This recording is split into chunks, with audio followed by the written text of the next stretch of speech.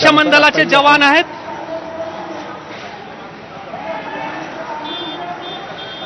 दृश्यांमध्ये तुम्ही अग्निशमन दलाच्या जवानांना पाहताय, त्यांच्यावरही आल्या आल्या या ठिकाणी दगडफेक झाली आहे. दादा, कुठे दगड लागलाय पायात? हो सर, दगड लागला. तुम्ही गाडीतून उतरल्याबरोबर दगडफेक झाली? नाही, आग विजत होतो तेव्हा दगड लागला. तर सगळे मारून फेकत आहेत ते आम्हाला, चाकू तलवारा मारून फेकत आहेत. अंगार विजू नाही देत आहेत, चाकू तलवारा मारून फेकत आहेत. डायरेक्ट फेकून मारत आहेत. दगड चाकू जे हातात येईल, दगड तर भरपूर लागले आम्हाला. तुम्ही गाडी विजवायला गेलो होतो? हा, विजवायला गेलो होतो. अंगार विजवत होतो, सर्व पोलीसवाले मागे होते.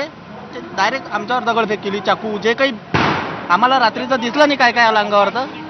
पण हे अग्निशमन दलाचे जवान आहे जे काही वेळापूर्वी संपूर्ण जो भालदारपुराच्या दिशेने जो संपूर्ण रस्ता आहे त्या रस्त्यावर समोर जिथे जाळपोळ झाली आहे तिकडे गेले होते आणि ते तिथे आगी लावण्यात आलेल्या ज्या काही गाड्या आहेत त्यांना विझवण्याचा प्रयत्न करत होते, लोकांचं नुकसान टाळण्याचा प्रयत्न करत होते.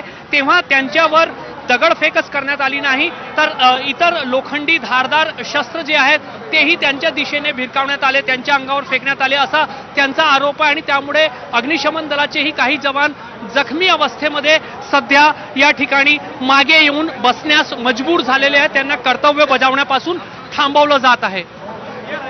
निश्चित रजत, तुम्ही आमच्याबरोबर असेच उपस्थित राहा. सध्या आपल्याबरोबर प्रवीण दटके आहेत, स्थानिक नेते आहेत भाजपचे. प्रवीणजी, नेमकी परिस्थिती काय आहे याची थेट दृश्य तर आपल्याला दिसतातच आहेत. परिस्थिती किती गंभीर आहे, पोलिसांसमोर किती मोठं आव्हान आहे, तणाव निर्माण झालेला आहे आपण पाहतो आहोत. काय नेमकं घडतंय तुमच्यापर्यंत, याविषयी काय अपडेट्स आलेले आहेत? काय स्थिती आहे दृश्य